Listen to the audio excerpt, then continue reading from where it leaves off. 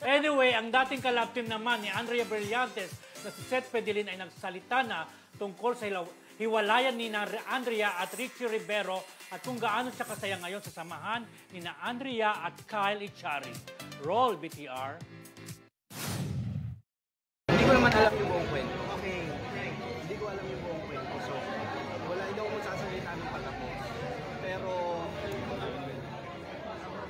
sana mahanap niya yung lalaki talagang magpapasaya para sa kanya. Ano ba? Bakit ganito? Pero hindi mo naisip na i-message siya to comfort her or, di ba, alam mo yun, bilang kaibigan dati. Para sa akin kasi, rule ko kasi yun eh. Na? May rule ako sa sarili ko bilang lalaki. Na hindi ko pinakain ang salita ko. Hindi mo kinakain yung salita. So, yun siya minessage pero nung one time na nagkasalubong kami sa parang premiere, yung Unbreak ata. Unbreak. Kaya nagbatihan kami, sabi ko na, kamusta ka na? Ganun. Sana okay kasi yung dalawa ni Kyle, kasama nyo. Yun po, pag nagkakatagpo kami sa ABS, Gold Squad pa rin naman po kami. Pero sir, are you happy na parang love din na uli sila ni Kyle? Oo, support ako sa Kyle Drea. Sila naman talaga bago magka-Seth Drea, Kyle Drea po ang nandyan. Yun na, happy ako na sila ang nagka-pair, di ba? Kaysa ibang mga partner ni Kyle, ibang mga partner ni Blythe, mas better na silang dalawa. Thank you ulit kay Alan Sangco na. Yes, kasi Alan. sipag-sipag niyang kumuha ng video. So, mas better daw kung Kyle Drea. Pero hindi talaga, kumbaga, sabi nga ni Andrea at ni Kyle, as much as possible, ayaw nilang maging love team.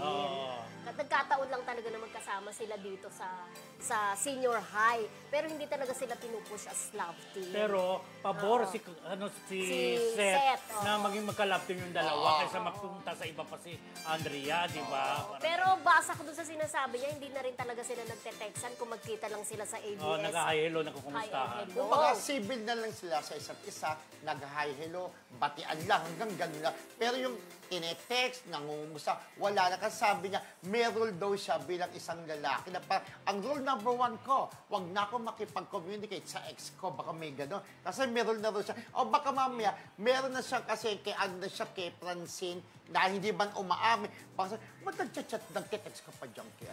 Saka sabi niya na ayaw niyang kainin ang salita niya. Baka sinabi niya nung una na pagtapos ng communication, tapos na. Kung tapos na yung magandang communication, wala. Yan yung rule niya siguro sa ex niya, So parang basa ko, hindi talaga magandang paghihiwalay, no? Feeling ko rin. Kasi may mga may blind item ako. Feeling kasi ko may hindi mga maganda.